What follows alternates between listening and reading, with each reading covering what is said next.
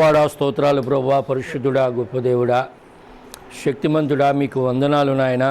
ఇదిగో తండ్రి, ఈ లోకంలో నశించిపోతున్న నన్ను నాయన ఎతికి రక్షించి, ఇదిగో ఈ కాలంలో నువ్వు ఏదైతే బయలుపరిచావో ఆ బయలుపాటును మాకు ఇచ్చి దేవా, ఇదిగో నీ ప్రజల ముందుకు నాయన, అయా నీ వధువు ముందుకు నన్ను తీసుకుని వచ్చావు రాజా.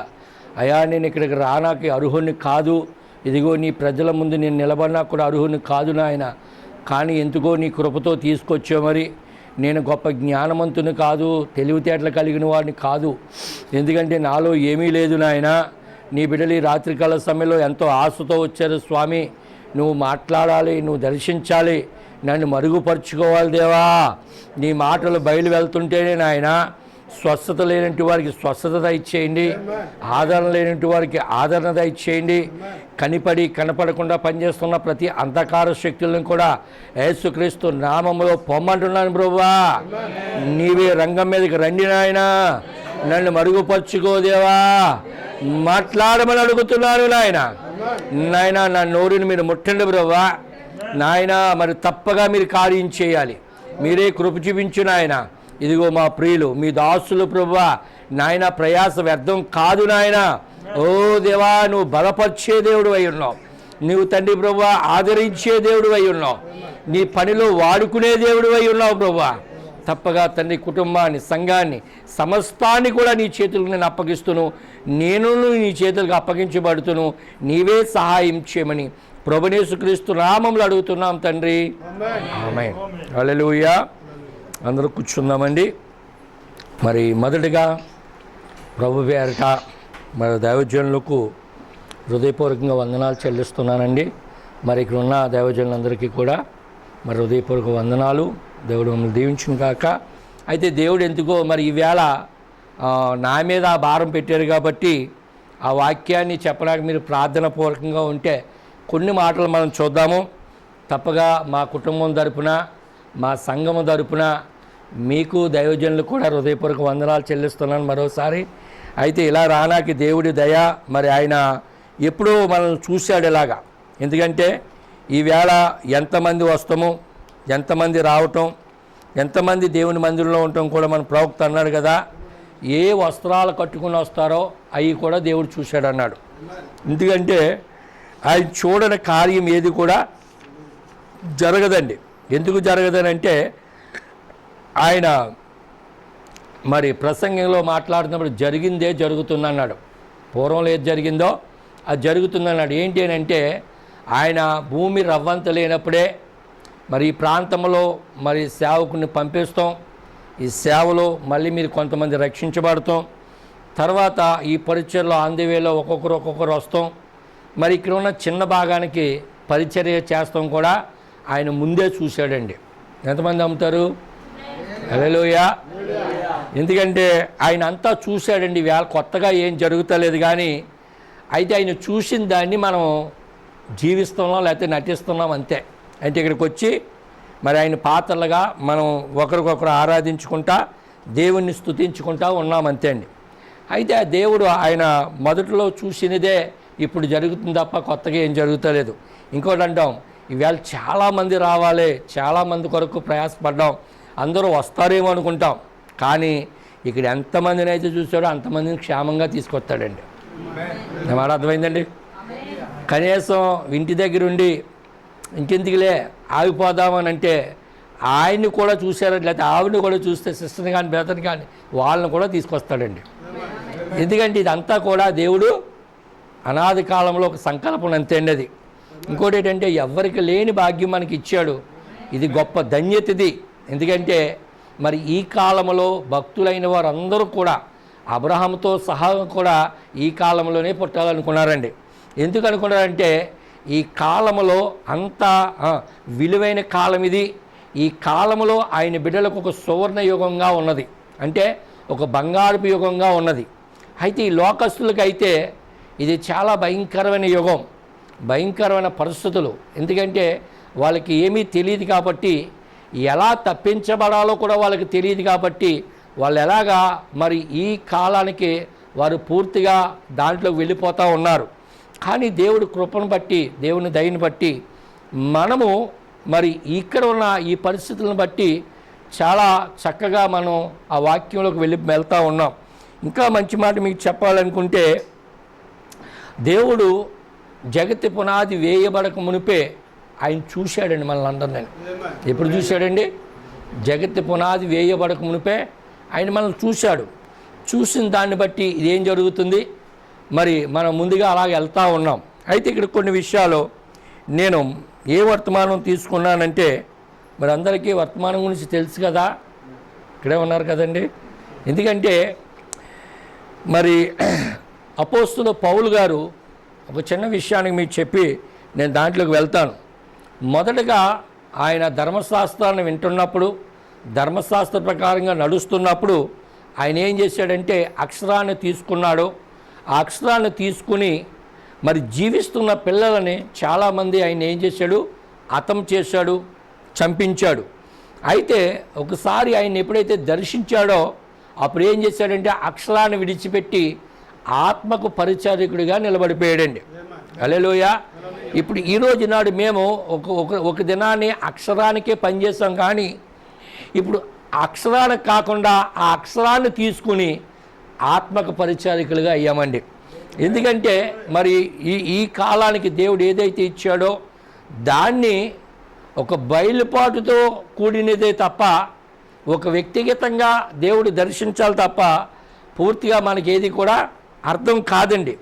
అయితే ఇప్పుడు మా సహోదరుడితో నేను మాట్లాడుతున్నప్పుడు, మరి ఈ వర్తమానం చదువుతున్నప్పుడు, మరి ఇన్ని మాటలు వచ్చినాయా మన చర్చిలో నన్ను అడిగితే కొన్నే వచ్చినాయండి, అన్నీ రాలేదనేసి అన్నారు. ఇంచుమించు ఇది క్షణాల నుంచి అలా బోధిస్తూ ఉంటే ఇదేదో ఒక ఊట, ఇందాక దైవజనులు అన్నారు, ఆ ఊటలో ఉబికే నీరులాగా ఉండదు మా పరిస్థితి అన్నాడు.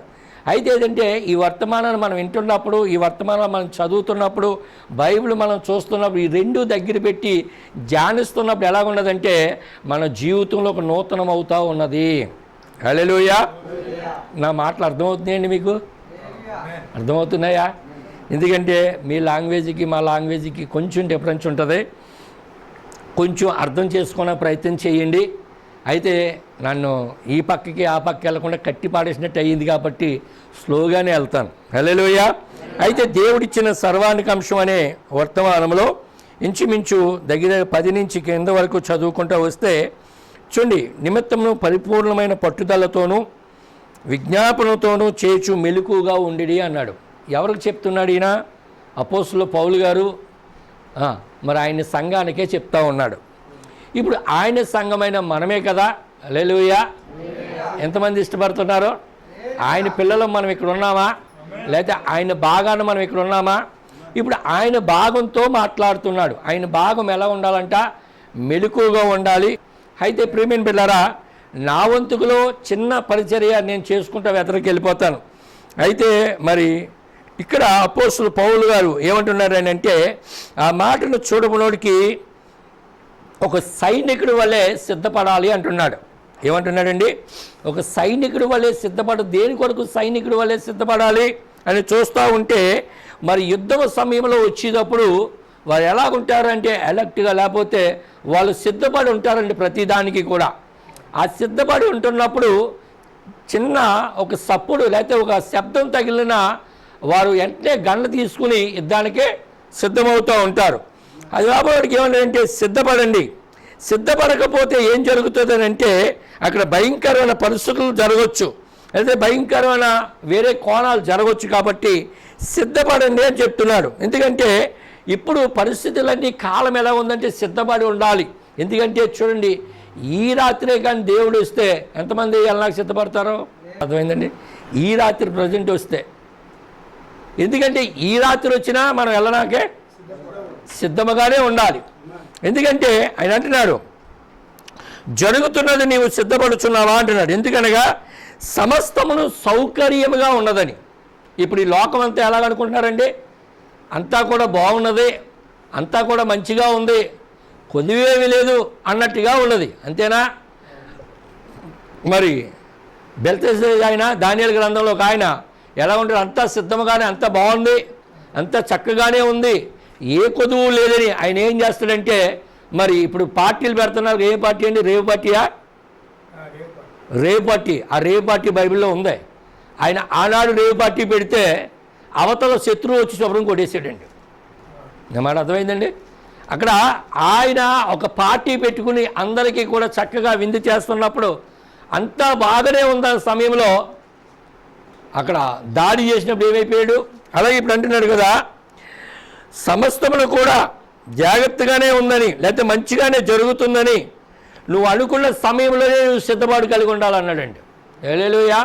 ఎందుకంటే దేవుడు చెప్పుతున్న విషయాలలో, దేవుడు మాట్లాడుతున్న విషయాలలో చాలా జాగ్రత్తగా ఉండవలసిన విషయాలు ఏంటంటే దేవునిలో మెలకువగా ప్రార్థన చేస్తాం, దేవునిలో ప్రతి క్షణం కూడా గడుపుతామండి.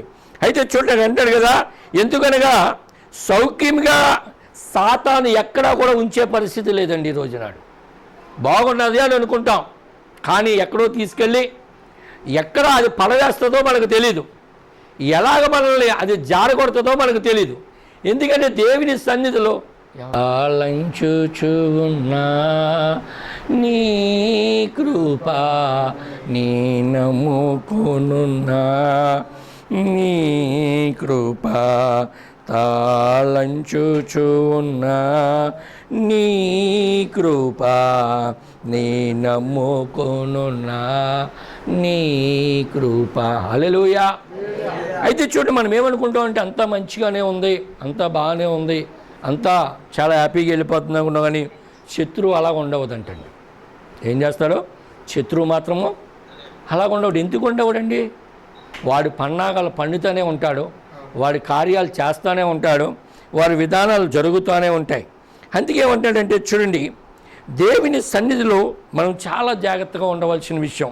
ఎందుకంటే ప్రతిసారి ఓ పక్కన ఇజ్రాయేల్ మనం గమనించాలి, ఓ పక్కన మనం కాలాన్ని గమనించాలి. మరి యేసు ప్రభువు వారు భూమి మీద ఉన్నప్పుడు నావో కాలంలో ఏదైతే జరుగుతుందో మనుషు కుమారుడి కాలం అదే అన్నాడు. లోతు దినాలు ఏం జరుగుతున్నాయో మనుషు కుమారుడి కాలం అదే అన్నాడు. ఈ రెండు కాలాలు కలిపి జరుగుతున్నాయి.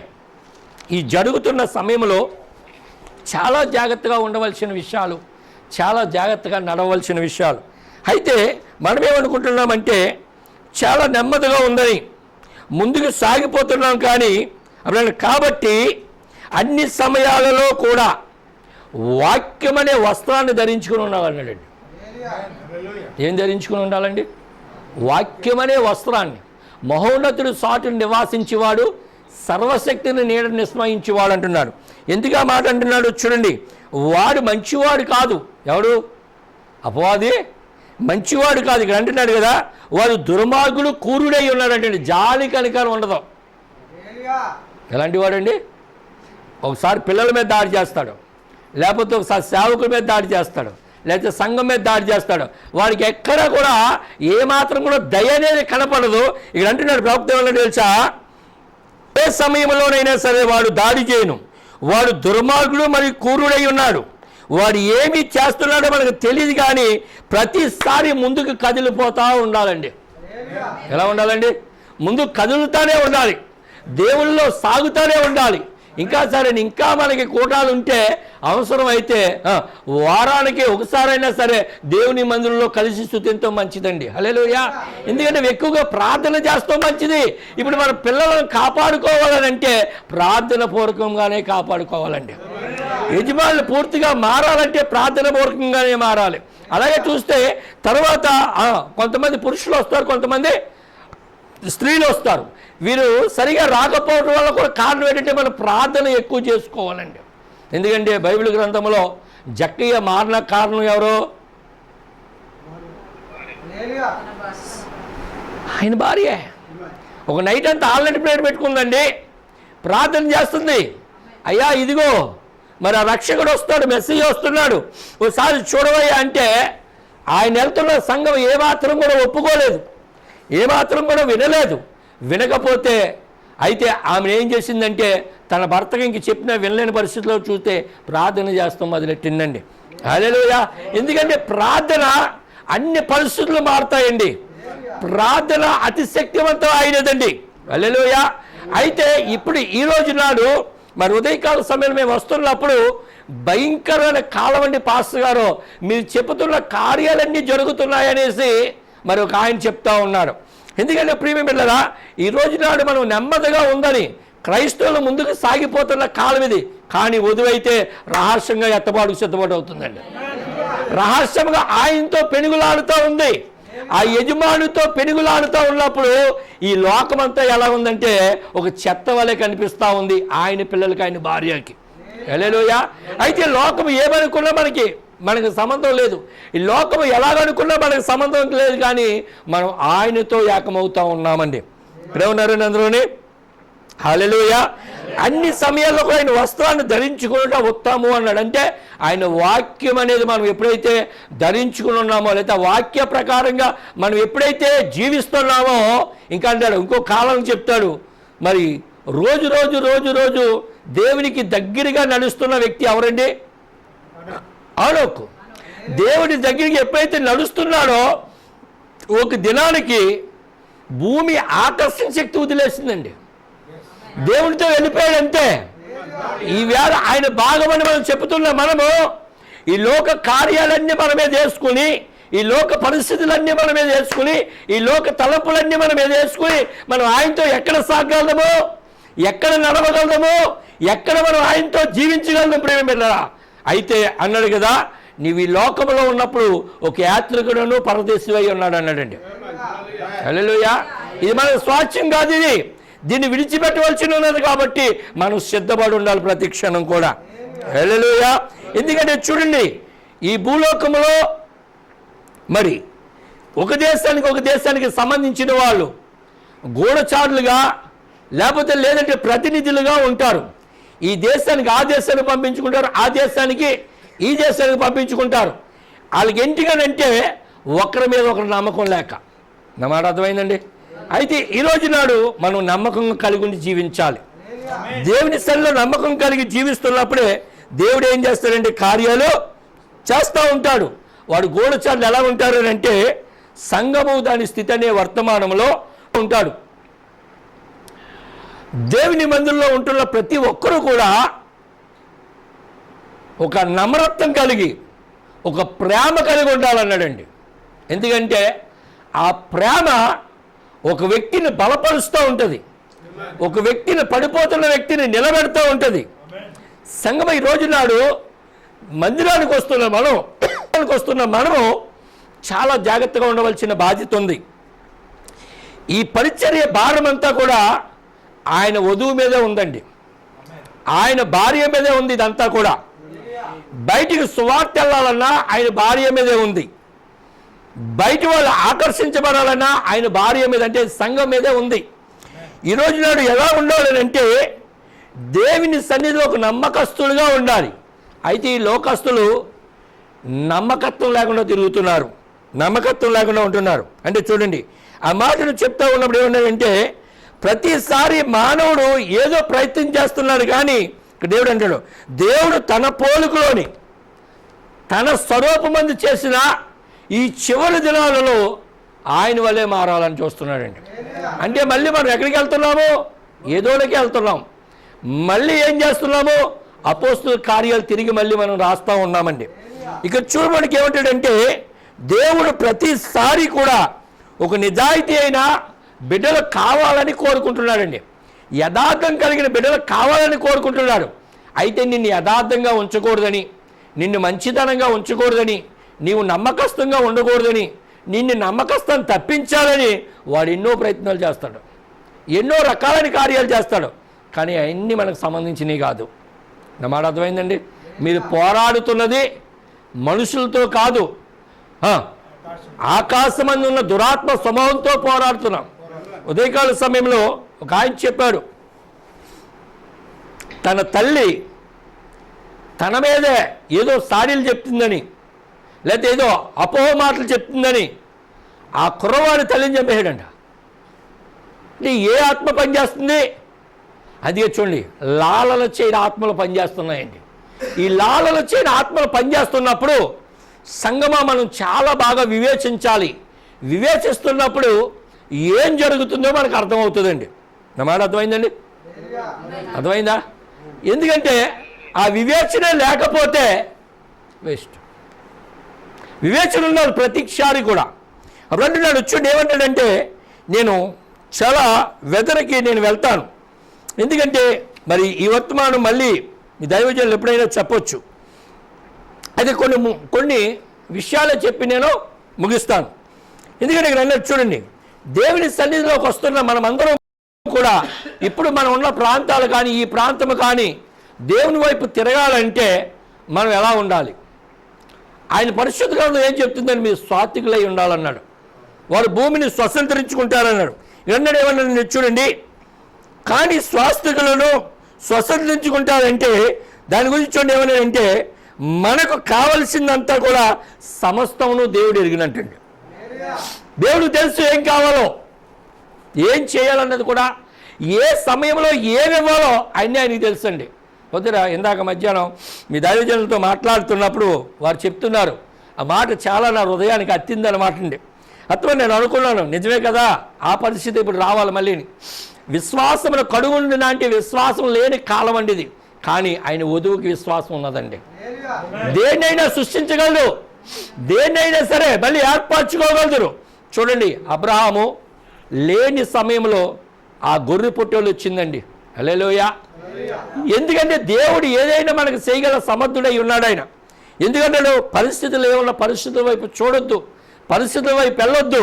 సాతాను అంటది ఎన్నో రకాలుగా నీకు ప్రయత్నాలు చేసి నిన్ను ఆ లోపల ఆ వాక్యం అనే ఆ కంశాల నుంచి తప్పించాలనే చూస్తుంది. ఏదోను తోటలో తన పన్నాగం అదే అండి. ఏం చేసింది? ఏదోను తోటలో ఏం చేసింది? వాక్యం నుంచి బయటికి తీసుకొచ్చిన తర్వాత వారు ప్రమాదంలో పడ్డారు కదా. నా మాట అర్థమైందండి. ఎందుకంటే దేవుని సెల్లో ప్రియమే బిడ్డరా, ఈ రోజు నాడు వాక్యం మీద అపనమ్మకం తీసుకొస్తుంది, వాక్యం మీద అవిశ్వాసం తీసుకొస్తుంది. అందుకే చూడండి, సహోదరులు ఏం చేస్తారంటే కొంతమంది మంచిగా ఉన్నప్పుడు చక్కగా ఉన్నప్పుడు భక్తి చేయండి అని అంటే, పాస్టర్ గారు అసలు ఖాళీ లేదండి, పాస్టర్ గారు చాలా బిజీగా ఉన్నాం, పాస్టర్ గారు అదండి ఇదండి అంటారు. కానీ నువ్వు ఖాళీ లేదంటున్నావంటే నువ్వు ఖాళీ చేయాలా అండి? ఒక సహోదరి కానీ ఒక సహోదరుడు కానీ ఏ మాట వాడకూడదు ఆ మాటే వాడతారు, ఏ మాట చెప్పకూడదు ఆ మాటే చెప్తారు. నీ నోటంటే ఏది పలుకుతున్నావో అదే మాట వస్తుంది. అసలు ఖాళీగా ఉండాలి, ఖాళీగా లేనిది కాదు. నువ్వు భూమి మీదకి నిన్ను ఆయన స్తుతించడాకే, ఆయన ఆరాధించడాకే, ఆయన గణపరచడాకే వచ్చావు అంతే.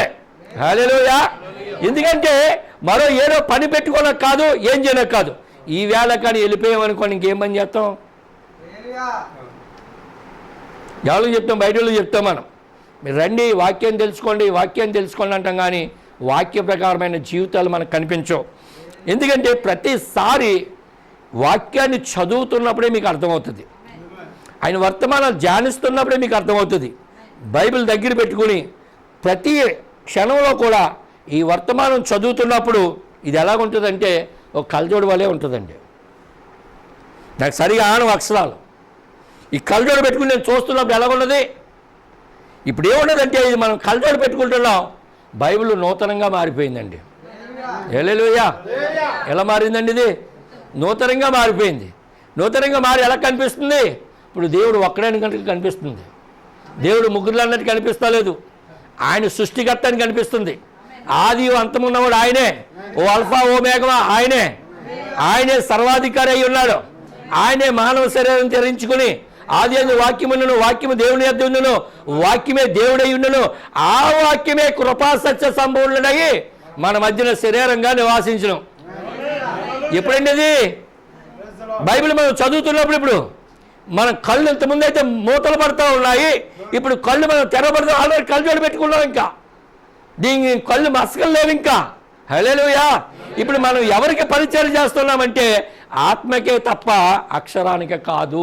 అది పౌలు గారు అన్నాడు కదా సార్, పౌలు గారు అన్నాడు. ఈరోజు నాడు చూడండి, అందుకని ఆయన కూడా ఏమన్నాడంటే మీరు సత్యంలో నుంచి సర్వసత్యంలోకి వెళ్తారు అన్నాడు. ఎప్పుడు? ఆయన ఆత్మ దిగి వచ్చినప్పుడు అండి. ఇప్పుడు మనం ఎక్కడికి వెళ్ళామో అందరూ ఏమనుకుంటారంటే ఇలా మారిపోయారా, అలా మారిపోయారు, అయిపో ఏమొద్దు అంటున్నారు వెళ్ళాం దేనికి? అందుకే నేను ఒక సంఘశాఖ కాదన్న దాంట్లో అంటాడు, వాటికి మనకి ఏ సంబంధం లేదంటండి. వర్తమానం ఎప్పుడు కూడా శాఖగా మారదాం అన్నాడండి. ఎందుకన్నాడు? ఆయన డంకాపూరిగా చూశాడండి ఆయన. అయితే బయట వాళ్ళు అనుకుంటారు వీళ్ళు అలాగైపోయారు, ఇలాగైపోయారు. మనం ఎలాగైపోయారు అనుకున్నా ఆయన ఎలా చూస్తున్నాడో అలాగే నడుస్తామండి. నా మాట అర్థమైందండి? హల్లెలూయా. ఎందుకంటే సంగమా ఏ మాత్రం కూడా మనము భయపడవలసిన పని లేదు. ఎందుకు పని లేదు? మన కొరకు కావలసిన సమస్తమును కూడా దేవుడే ముందు కలిగి ఉన్నాడంటండి. హల్లెలూయా. ఆయన మన పట్ల నేరుగా ఆయన చేయవలసింది ఏంటంటే ప్రతి కార్యాన్ని మనం తీసుకొస్తాడంట. ప్రతి కార్యము కూడా మన పట్ల సఫలపరుస్తాడండి ఆయన. అయితే నువ్వు చేయవలసిందంటే వాక్యానికి లోపడతామే, వాక్యం లోపల ఉంటమే. అయితే చర్చికి వస్తే ఒకలాగా, బయటికి వెళ్తే ఒకలాగా ఉండకూడదు. మాట అర్థమైందండి? చర్చికి వస్తే ఒకలాగా, బయటికి వెళ్తే ఒకలాగా ఉండకూడదు. చర్చిలో ఎలాగైతే ఉన్నామో మనం బయట అలాగే ఉండాలి. మాట అర్థమైందండి? బయట ఎలాగైతే ఉన్నామో చర్చిలో అలాగే ఉండాలి. ఎందుకంటే అపోస్తలుడు పౌలు అంటాడు, నేను క్రీస్తు పోలి బ్రతుకుతున్నాను, మీరు నన్ను పోలి బ్రతకండి అన్నాడు. ఇందాక ఒక మాట జ్ఞాపకం వచ్చినప్పుడు మన ప్రవక్త అలా జీవించాడండి, మనం అలా జీవిద్దాం అంతే. మాట అర్థమైందండి?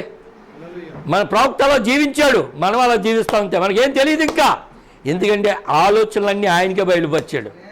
ఆ బయలుపరిచింది మనం వింటున్నాం అంతే. ఆ మాటలు మనం చూస్తున్నాము, దాని ప్రకారంగా జీవించిపోతే చాలండి. హల్లెలూయా.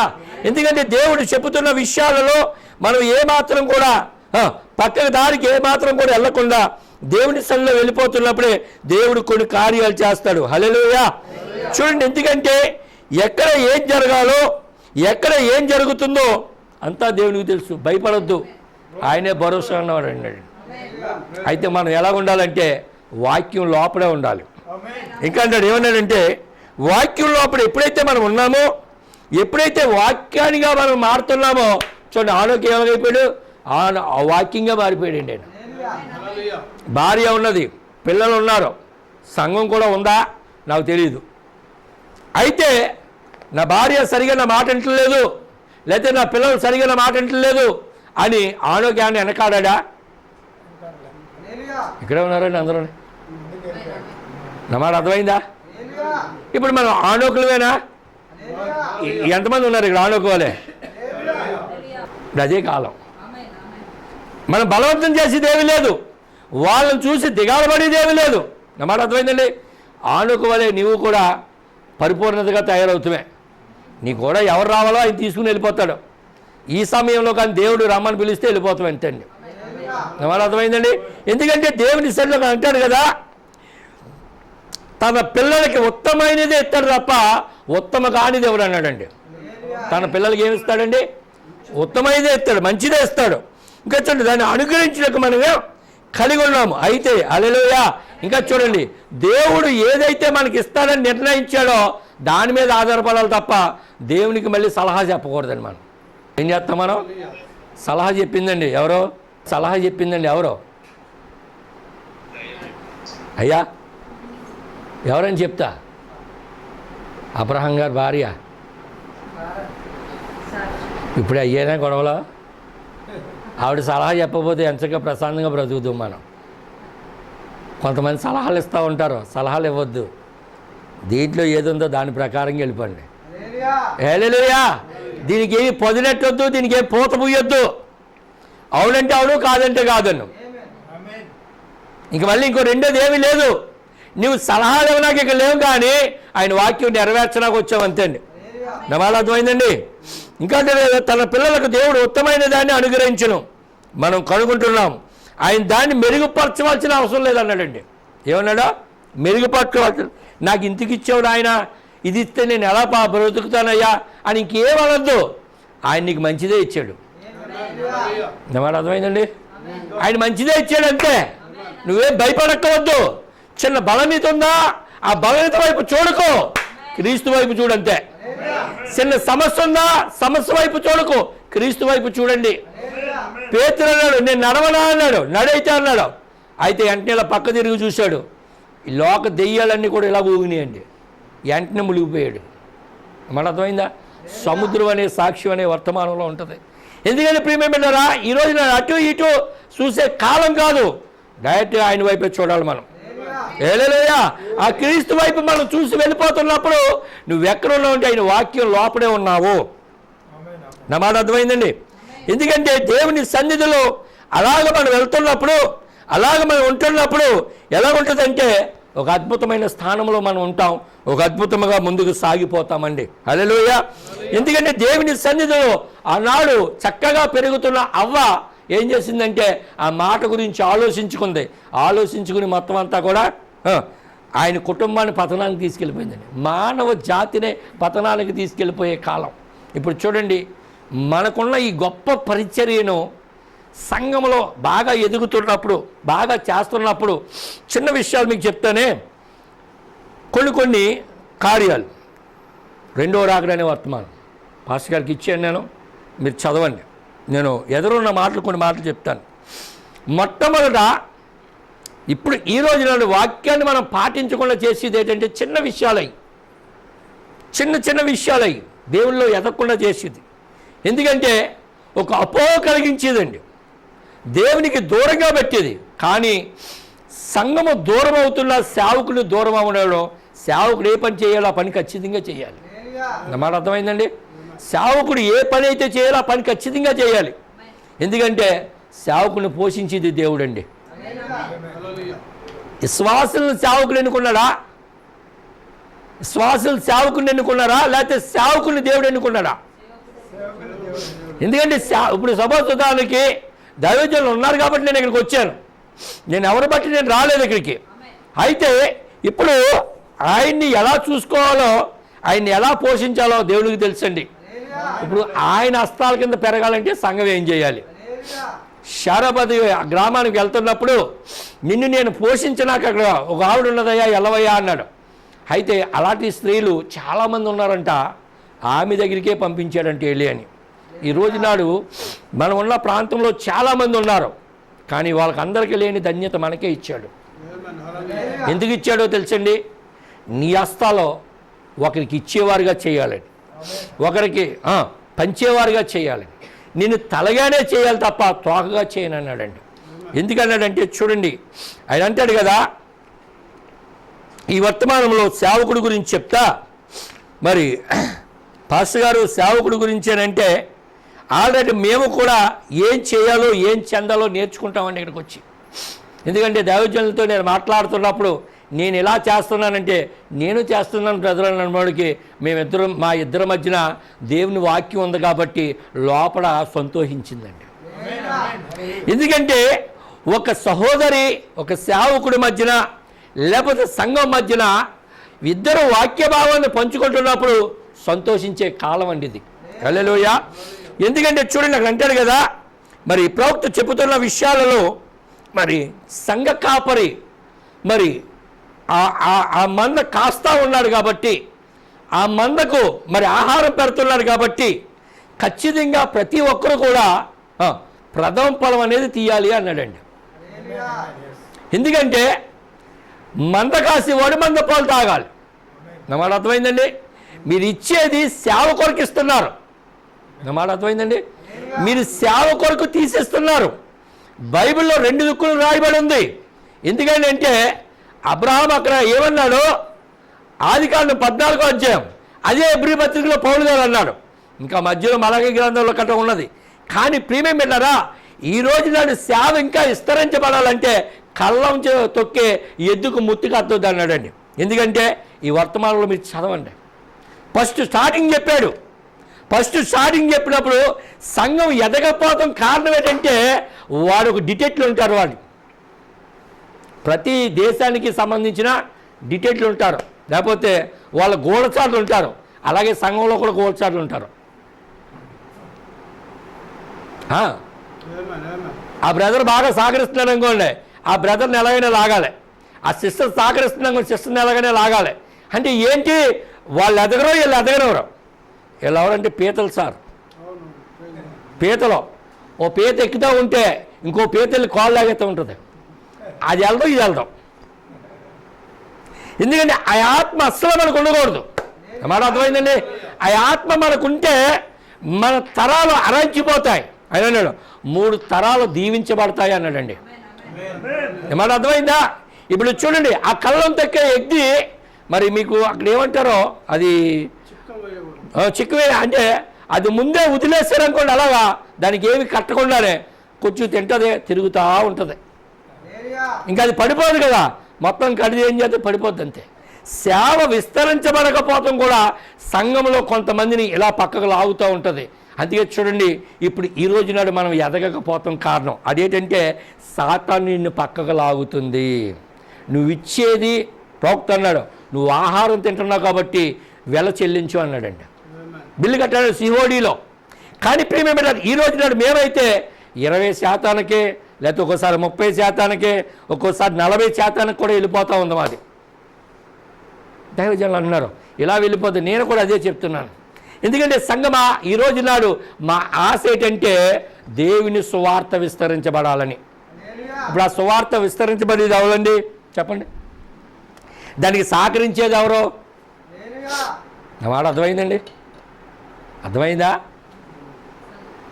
సంగమా ఈ రోజు నాడు కొన్ని సంఘాలు, పెద్ద పెద్ద సంఘాలు కనిపిస్తున్నాయి. వాళ్ళు ఎలాగెదిగారు?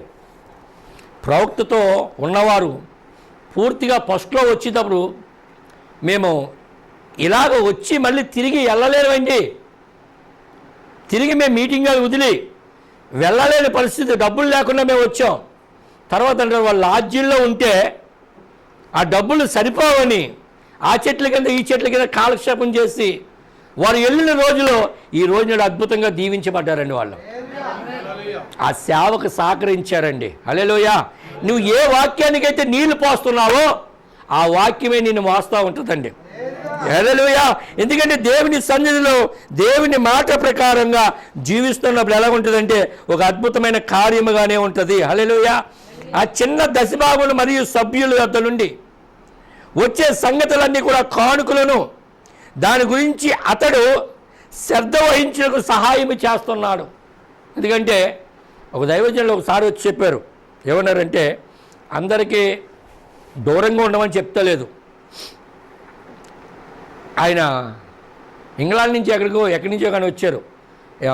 ఈ ప్రాంతాల్లోకి వస్తే అప్పుడు ఆయన సేవకుల మీటింగ్ జరిగినప్పుడు చెప్పారు, బ్రదర్ మీకు ఎవరైతే తెస్తున్నారో వాళ్ళ రక్తం మరిగి నీరుగా మారి వాళ్ళు తెచ్చిస్తున్నారో 24 hours వాళ్ళకి దగ్గరగా ఉండాలన్నాడండి. అంటే వాళ్ళ ఇంటికాడ ఉండమని లేదు, ఆయన కొరకు కనిపెట్టి ప్రార్థన చేయమన్నాడు. మాట అర్థమైందండి?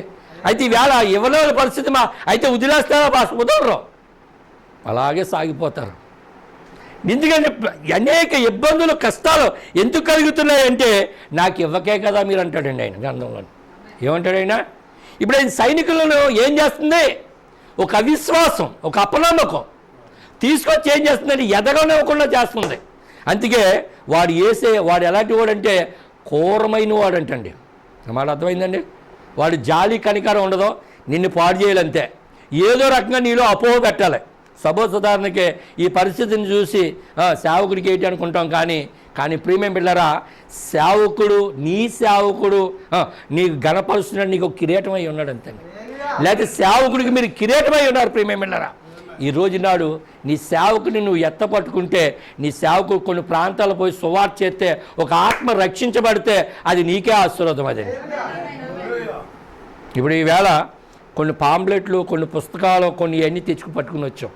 మేము ఇక్కడ రానాకే మా సంఘం సహకరించింది కాబట్టి నేను ఇక్కడ రాగలయ్యాను అనుకోండి.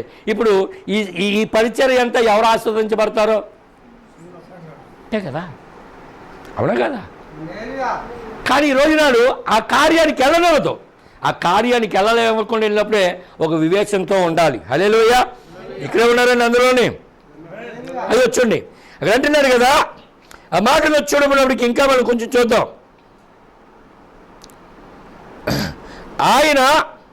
అయితే చూడండి, ఆయన ఎన్నడూ మారినవాడు. తన పిల్లల కొరకు మొదట ఆయన త్యాగం చేసినట్లుగానే ఆయన మారలేదండి. ఆయన ఎప్పుడూ కూడా ఆ త్యాగం చేస్తూనే ఉంటాడు. కానీ సాతాను తరిమి కొడతానే ఉంటాడు. ఆయన ఎక్కడా లోపల ఉండాడు. ఎక్కడ ఉండాలండి? మనం లోపల ఉండాలి ఆయన. అంతే తప్ప కొన్ని కార్యాల్లో విడిచిపెట్టేసి, కొన్ని పరిస్థితుల్లో విడిచిపెట్టేసి మనం ఆయన వదిలేసామనుకోండి, అప్పుడు ఏంటి పరిస్థితి అంటారు? హల్లెలూయా. ఎందుకంటే చూడండి, దేవుని వాక్య ప్రకారంగా మనం జీవిస్తున్నప్పుడు అదేమిటండి, వాక్యం ఎన్నడూ వ్యర్థంగా పోదండి. ఏం చేయదండి? వాక్యం ఎన్నడూ కూడా వ్యర్థంగా పోదు. మళ్ళీ చెప్తున్నాను, అవ్వ ఆ రోజు నాడు చేసిన పని ఏంటంటే మానవ జాతిని పతనాన్ని తీసుకువెళ్ళిపోయింది. మళ్ళీ ఆ మాట చెప్తున్నాను, ఈ రోజునాడు మనం చేసే ప్రతి పని కూడా, ప్రతి కార్యం కూడా దేవుని సన్నిధిలో చేసినది సువార్త బయలుకి వెళ్తూ ఉంటుందండి. చూడండి, ఏ చిన్న విషయం కూడా మన చెడ్డ ఆలోచనలతో రాకూడదండి. అసలు అది మనకి సంబంధం లేని విషయాలు, అది నాకు నీకు సంబంధం లేదని చెప్పాలి. చూడండి, అనేక రకాలైన ఆర్డర్లు తీసుకొస్తుంది. ఇది చేస్తే బాగుంటుంది, అది చేస్తే బాగుంటుంది, ఇలా చేస్తే బాగుంటుంది అంటే అసలు నిన్ను అభివృద్ధి పరచాలంటే చిన్న దాంట్లో నిన్ను అభివృద్ధి పరచడా, చిన్న దాంట్లో నిన్ను బలపరచడా, చిన్న దాంట్లో దేవుడు నిన్ను దీవించడా? నా వాడు అర్థమైందండి. అసలు దీంట్లో నమ్మకంగా లేకుండా ఎన్నో కార్యాలు పాస్టర్ గారు మేము చేస్తున్నది ఏది కూడా ఫలింపుకి రావట్లేదండి, ఆశీర్వాదంగా రావట్లేదండి, దీవెనకరంగా రావట్లేదంటే ముందు మళ్ళీ వెనక్కి రా అన్నాడండి. అసలు నువ్వు ఏం చేస్తున్నావో ఒప్పుకో, అది ఒప్పుకొని దేవుల్లో సమర్పణ కలిగి డిరిగేట్ చేసుకో అన్నాడండి. సమర్పించుకున్న తర్వాతే దేవుడు ఏదైనా చేస్తాడండి. హల్లెలూయా. ఎప్పుడైతే చూడండి, అవ్వ ఆ కుటుంబం అంతా కూడా వాక్యం వెనకాల ఉన్నంత కాలం కూడా క్షేమంగానే ఉంది.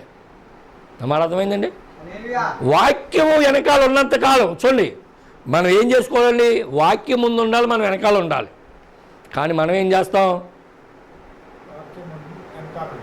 వాక్యాన్ని వెనకాల ఎడతాం, మనం ముందు ఎడతాం. మాట అర్థమైందండి. మన ఆలోచన ఇక్కడ అన్నాడు ప్రవక్త, ఏమన్నాడండి చూడండి, ఏదో చోట్ల చిన్న కుటుంబము వాక్యం వెనకాల ఉన్నంత కాలం కూడా శత్రువు ఆలోచన పనిచేయకుండా ఉండంటండి.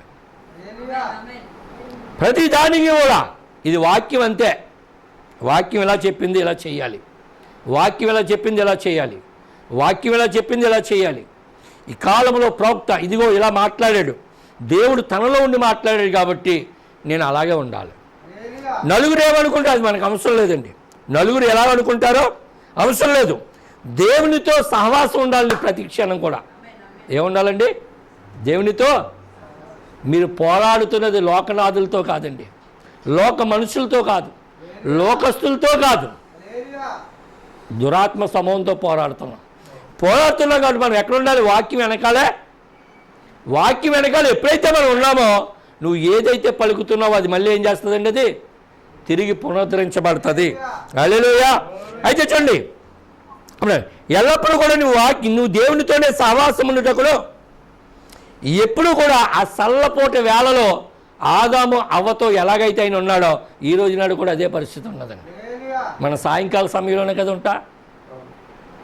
ఈ సాయంకాల సమయంలో మనల్ని ఆయన ఏం చేయాలండి, మనతోనే ఉండాలి, ఆయన మనతో నిలవాలి. దైవజనులు అన్నారు కదా, నెలకు ఒకసారి నేను పెట్టివ్వండి మీటింగ్స్, కొన్నాళ్ళు అయిపోయింది మళ్ళీ పునరుద్ధరిస్తున్నామని అంటే అసలు సంఘమే మరి ఎవరో ప్రార్థన చేస్తుంటారో అందుకే మీ దైవజనులకు మళ్ళీ ఆ పేరపన వచ్చింది. వాడు అర్థమైందండి.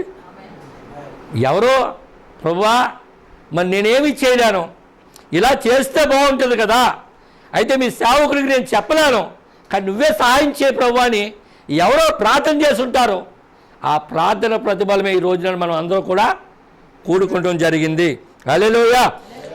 ఎందుకంటే చూడండి, ఆ మాట అన్నాడు, ఆయనతో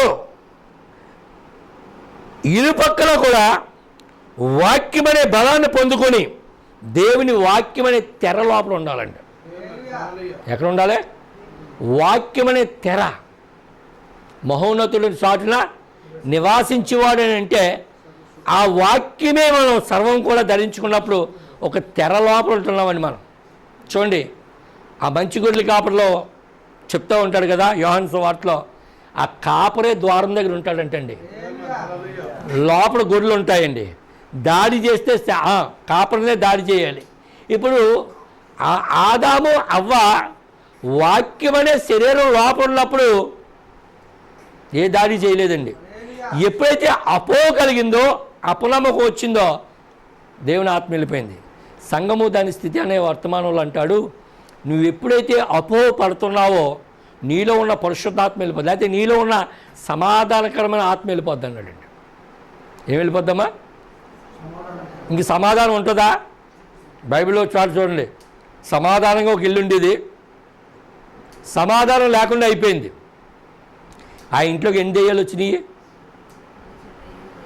అమ్మా మంచియా చెడ్డయ్యా? 7 చెడ్డ దెయ్యాలు తీసుకొచ్చిందంట, దీంతో 8.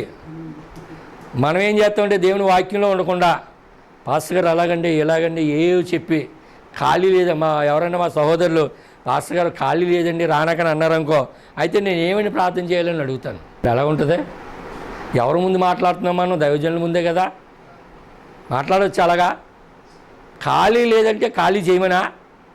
ఖాళీ చేస్తే ఉంటుంది నీ దగ్గర, నువ్వు తినలావో గడపలావో. అందుకని ఏం చేయాలి? నీకు అన్నీ కలిసి ఉన్నప్పుడే దేవునిలో చాలా జాగ్రత్తగా నడవాలి. అన్నీ బాగున్నప్పుడే దేవునితో ఎక్కువ పెనుగులు ఆడాలండి. అన్నమాట అర్థమైందండి? హల్లెలూయా. అమాదాలు వచ్చండి. నీ చుట్టూ ఎలా ఉండాలి? తెరవలే నీ చుట్టూ దింపుకొనుము, మరియు దీనిలో నువ్వు ఎంత మాత్రం కూడా ఒంటరి కమ్మొద్దు, ఒంటరిగా ఉండొద్దు అన్నాడండి. మనం ఏం చేస్తాం? వాక్యాన్ని వదిలేసి ఒంటరిగా ఉండడానికి ఇష్టపడతాం. ఇక్కడ అంటున్నాడు చూడండి, ఏమన్నాడంటే ఇరువైపుల వాక్యముతో బలమును పొందుకోవటమే దేవుని వాక్యం అనే తెర చుట్టూ దింపుకునము, మరియు నీవు మాత్రమే ఒంటరి కమ్ము అని అంటే అది నిజము. అప్పుడు నీవు బలంగా పొందుకుంటావు అన్నాడండి. బలం పొందుకుంటాం మనం, శక్తిని పొందుకుంటాం మనం. చూడండి, వ్యాధి అనేది కూడా జయించే గుణలక్షణం మన లోపల ఉందండి. నా ప్రవక్త ఒకసారి తన భార్యకి ఆ లోపల కంతి ఉన్నప్పుడు ప్రవక్త బాధపడతా ఉంటే దేవుడే సరాసరిగా వచ్చి ఏం కావాలయ్యా నీకు అని అడిగితే అసలు ఎందుకు అలా బాధపడుతుంటే నా భార్యకి ఆపరేషనే జరగకూడదు అన్నాడండి. అన్నాడా? జరిగిందా? ఈవేళ అటువంటి విశ్వాసం మనలో ఎదగాలండి. నా మాట అర్థమైందండి? హల్లెలూయా. ఎందుకంటే ఆ మాట అంటే వచ్చుండి, నీవు విశ్వాసం ద్వారా దేవుని తెలుసుకున్నప్పుడు దేని ద్వారా అయినా సరే ఎలాగైనా సరే ఆయన విశ్వాసమును గుర్తించమన్నాడండి. ఏ పరిస్థితి అయినా సరే, ఏ విధానం అయినా సరే విశ్వాసముతో మాత్రమే ఉండన్నాడు. 5 ఇంద్రియాలు పనిచేయకపోయినా 6వ ఇంద్రియమే విశ్వాసం అండి. విశ్వాసం అంటే పరిశుద్ధాత్మ, ఇంకా అంతే కదా. ఎందుకంటే ఈ రోజునాడు మనం అంత పరిపూర్ణంగా ఎదగాలి. మొదటి మాట మీకు జ్ఞాపకం ఉంచుకోండి, ఆడు మంచివాడు కాదు. ఎవడు మంచివాడు కాదండి? మన పిల్లలు చెప్తాం కదా, మంచివాళ్ళు కాదురా ఎల్లకని చెప్తాను, కాపాడుతున్నారు కాబట్టి. కానీ వీడు కాపాడు, ఎవరిలో ఎటుగా పనిచేస్తాడో తెలీదు. నీవు జాగ్రత్తగా మోకాళ్ళ మీద దేవుని సన్నిధిలో గడుపుతూ ఉండి దేవునితో ముందుకు వెళ్తూ ఉండాలి. హల్లెలూయా. ఎందుకంటే దేవునితో ఎప్పుడైతే మనం అలా వెళ్తున్నామో వాక్యం వింటున్నప్పుడు ఏం చేస్తుందండి? విశ్వాసం కలుగుతుంది. హల్లెలూయా. వాక్యం అనే విశ్వాసం కలిగినప్పుడు దేవుని సన్నిధిలో మనం ఎలాగుంటామంటే చక్కగా ఉంటాం. సైనికుల వలె మనం ఉండాలి. ఎలా ఉండాలి? మనం సైనికుల వలె ఉండాలి. సైనికులు లేని వాళ్ళుగా ఉండకూడదంటండి. చూడండి, అబ్రహాము సైనికుల వలె ఉన్నాడు. అన్నమాట అర్థమైందండి? అబ్రహాము తనకి ఏదైతే కావాలో తను పొందుకునే వరకు కూడా కనిపెట్టుకుని ఉన్నాడండి. ఈవేళ భూమి మీద మనం చిన్న కుటుంబంలో ఉంటున్నప్పుడు ప్రభువా నీ చిత్తమైతే నేను పొందుకోలేక నాకు శక్తిని దయచే ప్రభు అని ప్రార్థన చేయాలి. ఆ బలాన్ని దయచేయని ఆయనను ప్రార్థన చేయాలి. ఎప్పుడైతే మనం అలాగుంటామో అప్పుడంటున్నాడు. చూడండి, ఇక్కడ ఒక మంచి మాట చెప్తున్నాడు. దేవునిలో నడవాలని చక్కగా ఒక తరపీది కలిగి ఉండాలి మనం. చూడండి, చిన్న కాలువలను ఏమంటారు ఇక్కడ మీరు? కాలువలు అంటారా? ఆ కాలువలో ఈ పిల్లలు ఈతనాకి వెళ్తున్నప్పుడు ఫస్ట్లో వెళ్తున్నాడు, మునిగిపోతున్నాడు, తేలుతూ ఉంటాడు. కానీ ఈదుతూ నేర్చుకున్నాడు అనుకోండి, మునిగిపోతాడా? అలాగే ఇక్కడ అంటున్నాడు. అమాట నేర్చుకోండి, ప్రవక్త ఏమన్నాడు? అది ప్రారంభంలో మునిగిపోయినట్టుంటుంది, కానీ ఎప్పుడైతే నేర్చుకున్నావో మునిగిపోవటండి. అమాట నేర్చుకోండి. ఎప్పుడైతే నువ్వు నేర్చుకున్నావో నువ్వు ఏదో పొరపాటులో నేర్చుకోకపోతే ఏదో పొరపాటు ఉన్నట్టే లెక్క. దేవుళ్ళో నడుస్తూ నువ్వు అలవాటు చేసుకున్నావంటే నీలో పొరపాట్లన్నీ నువ్వు ఎప్పుడైతే వదిలేవో అప్పుడు దేవుడు నిన్ను ఆశీర్వదించ మొదలెడతా ఉంటాడు. నా మాట అర్థమైందండి?